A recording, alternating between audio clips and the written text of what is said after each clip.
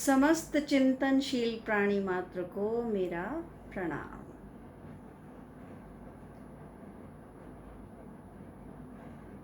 हमारी चर्चा के अंत में भारत में होने वाले सबसे महत्वपूर्ण किसी भी रिलीजन के आधार पर होने वाले विरोध को, उसकी चर्चा हमने की, जिसे किया सबसे पहले बुद्ध ने, और वो भी ईसा से लगभग 600 वर्ष पूर्व उनका जन्म हुआ। तो अब से लगभग 2500-2600 वर्ष पूर्व बुद्ध के द्वारा ये विरोध किया गया।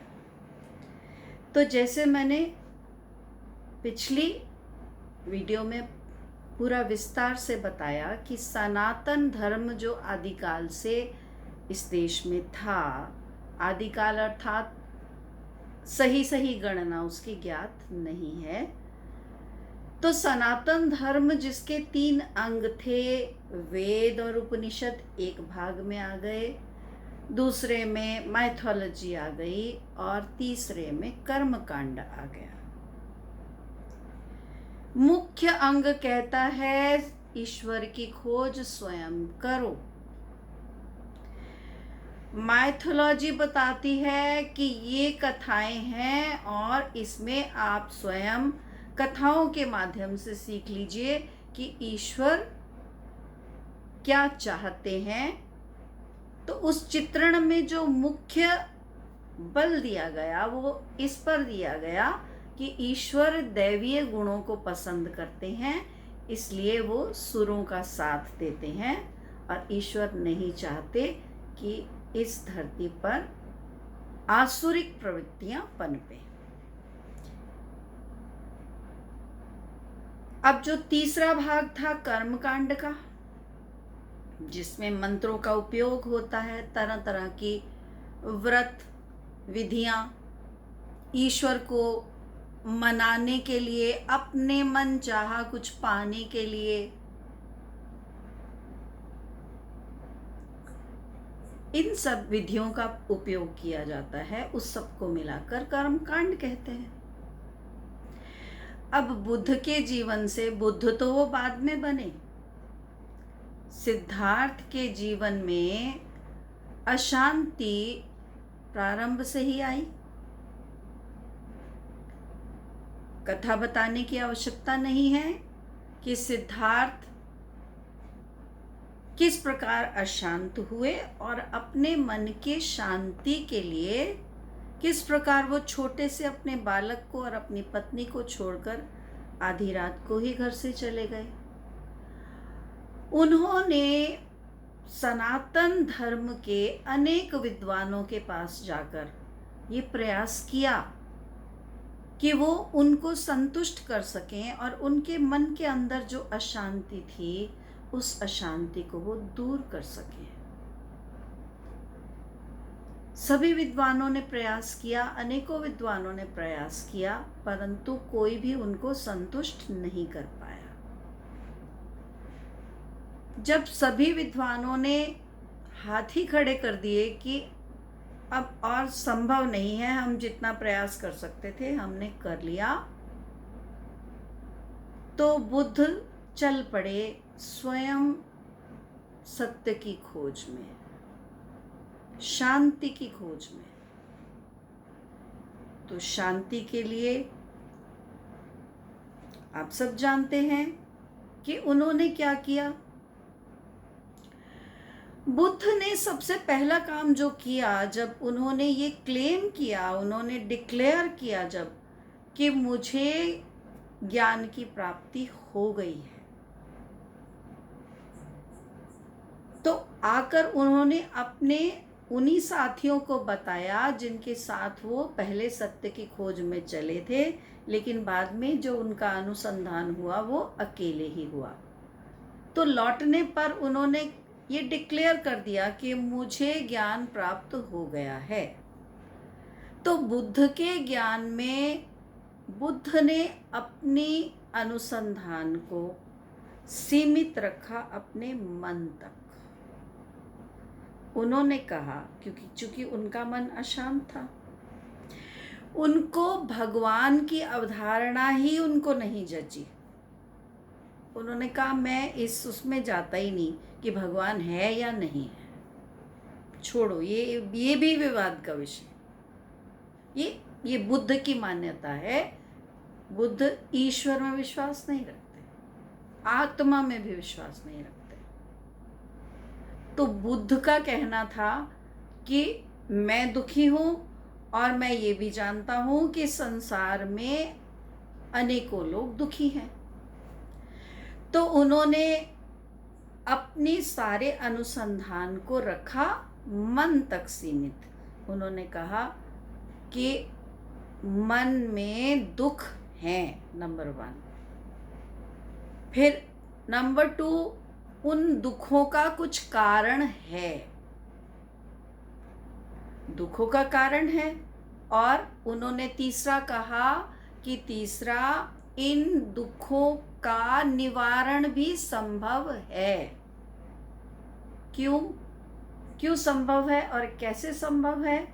उन्होंने सारे के सारे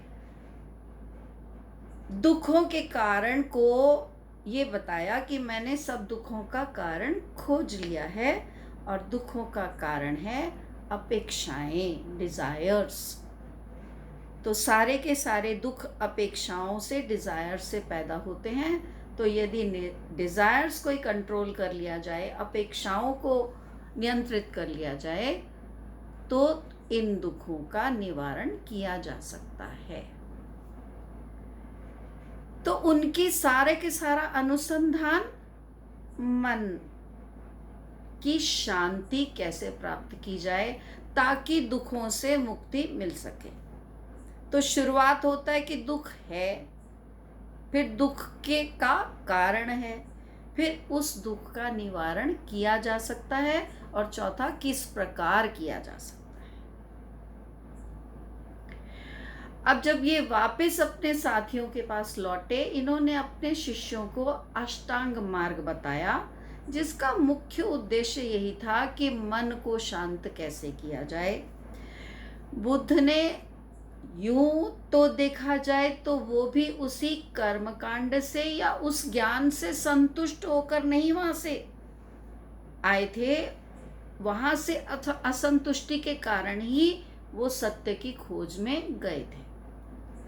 और सनातन सोच के लोगों ने, सनातन संस्कृति ने कभी उन्हें ये नहीं कहा कि आप इस खोज में क्यों जा रहे हैं, बल्कि उनका समर्थन किया, सहयोग किया कि आप जाइए, अनुसंधान कीजिए, कोई दिक्कत नहीं। पूरे जीवन पर्यंत बुद्ध अपने अष्टांग मार्ग का प्रचार करते रहे। बाद में बौद्धिज्म भी कई भागों में बट गया, परंतु अपनी मृत्यु की शैया पर लेटे लेटे बुद्ध ने अंतिम सांस लेने से पहले जो संदेश दिया, वो संदेश था अपो दीप भव, अर्थात अपना दीपक स्वयं बनो। दीपक स्वयं बनो से मतलब क्या है? उन्होंने कहा कि जैसे मैं संतुष्ट नहीं हुआ, दूसरे ने मुझे ज्ञान दिया, देने की कोशिश की, मैंने लेने की भी कोशिश की, मगर मुझे संतुष्टि नहीं हुई, तो अपनी संतुष्टि के लिए प्रयास मैंने स्वयं किया।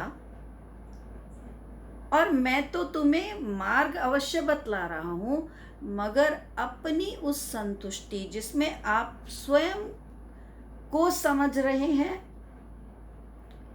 उनका तो जैसे मैंने बताया, उनका तो उन्होंने अपने आप को ईश्वर और आत्मा, ये इन दो शब्दों से ही दूर रखा।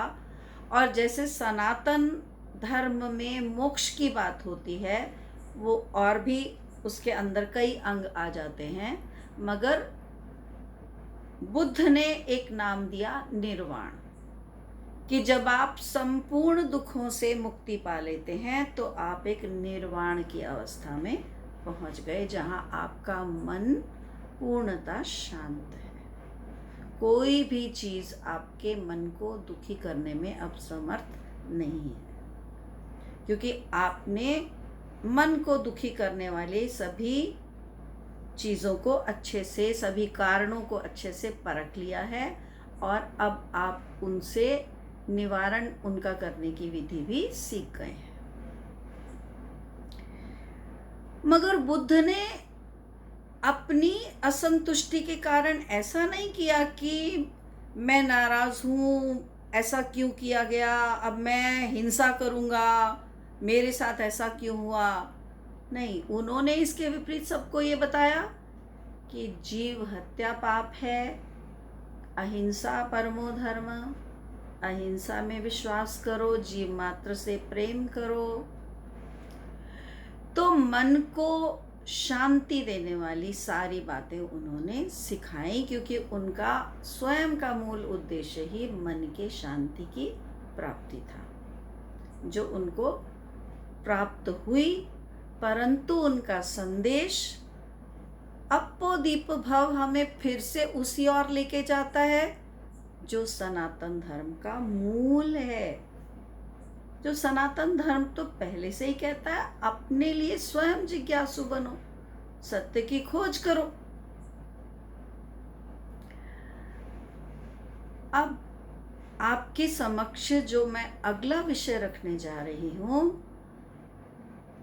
उस विषय को बहुत ही अधिक ध्यान से हमें तुलनात्मक विवेचन करना पड़ेगा। और इस विषय को न तो मैंने कभी किसी के मुंह से सुना है, न कभी किसी पुस्तक में पढ़ा है, न ही कभी किसी वीडियो में देखा है। किसी भी और व्यक्ति के द्वारा ये विवेचना मेरे समक्ष कभी नहीं रखी गई, परंतु चूंकि ईश्वर ने मेरा स्वभाव और मेरी परिस्थितियां ऐसे बनाई जिसने मुझे चिंतन की ओर अग्रसर किया, तो ये चिंतन स्वयं ईश्वर की प्रेरणा से मेरे मन में उपजा है कि एक तरफ बुद्ध थे, ध्यान से सुनिएगा, एक तरफ बुद्ध थे जिन्होंने ब्राह्मणों के उस कर्म कांड से असंतुष्ट होकर और विद्वानों के ज्ञान से असंतुष्ट होकर एक अलग राह पकड़ी कि मैं आपका फॉलोअर नहीं बनूंगा, मैं अपने लिए एक अलग मार्ग की खोज करूंगा।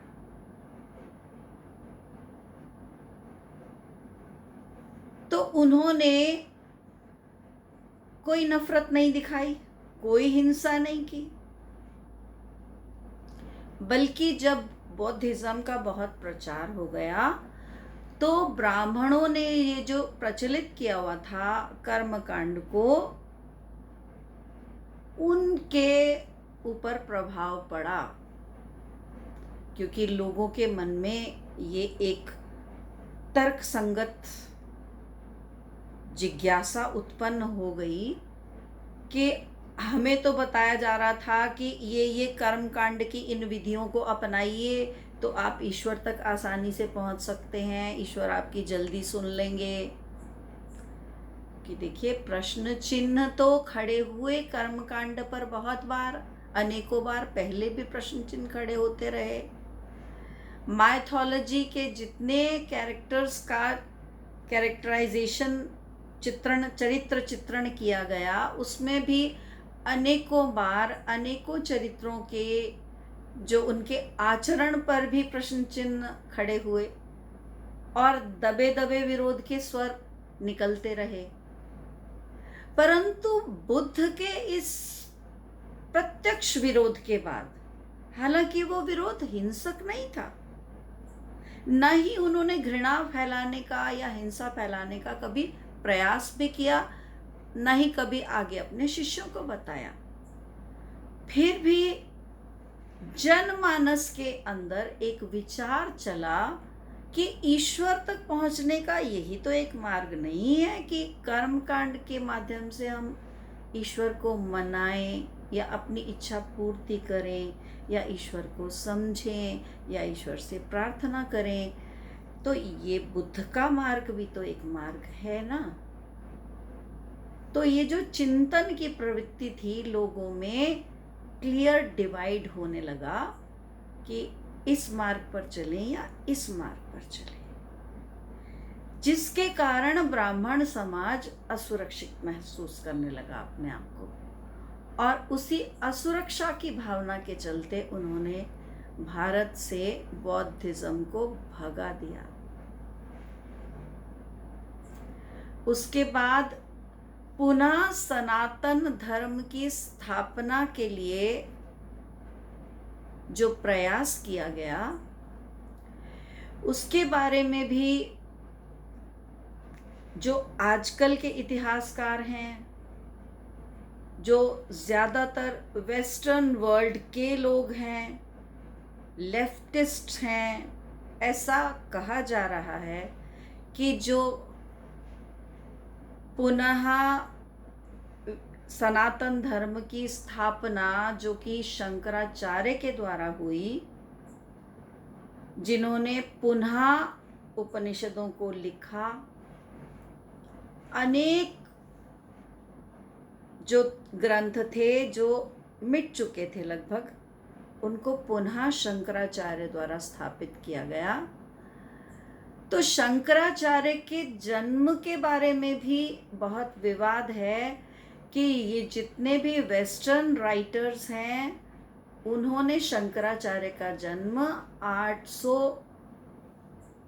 ईसा के बाद 8वीं शताब्दी के लगभग बताया है, जबकि आज के कुछ इतिहासकारों ने प्रमाणों और तथ्यों के आधार पर यह सिद्ध कर दिया है कि शंकराचार्य जी के जन्म में जो वेस्टर्न हिस्टोरियंस हैं उनके द्वारा जानबूझकर ये प्रयास किया गया कि वो 8वीं शताब्दी में आए, ताकि ये दिखाया जा सके कि सनातन धर्म इतना पुराना नहीं है, ये तो अभी केवल 1200 वर्ष पूर्व का है। जबकि जो अब के इतिहासकार हैं बहुत सारे, उन्होंने तथ्यों के द्वारा ये प्रमाणित कर दिया है कि शंकराचार्य का जन्म लगभग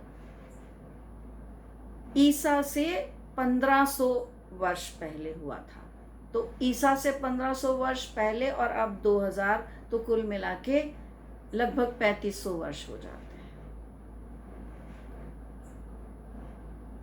चलिए, बात यह है कि अगर हम बुद्ध के इतिहास को देखें, और ये क्योंकि बुद्ध का जन्म हुआ है 600 वर्ष पहले, तो बुद्ध परेशान थे सनातन धर्म के कर्मकांड या ज्ञान से असंतुष्ट थे।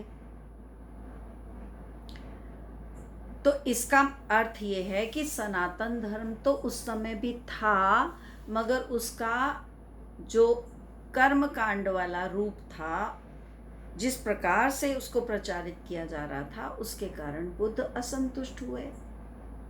और जब बौद्धिज्म का प्रचार हो गया तो उसके बाद ब्राह्मण असुरक्षित हो गए और उन्होंने बौद्धिज्म को भारतवर्ष से भगा दिया। इस विषय में एक थ्योरी दूसरी भी है, जो अगर शंकराचार्य के जन्म को 8वीं शताब्दी का माने, तो उसके अनुसार ये कहा जाता है कि क्योंकि बौद्धिज्म का प्रचार ज़्यादा हो गया था यहाँ, इसलिए बौद्धिज्म को यहाँ से हटाने और सनातन धर्म की पुनः स्थापना के लिए शंकराचार्य ने प्रयास किया, और शंकराचार्य ने पुनः सनातन धर्म की स्थापना की। पूरे भारतवर्ष में घूमकर उन्होंने किस प्रकार से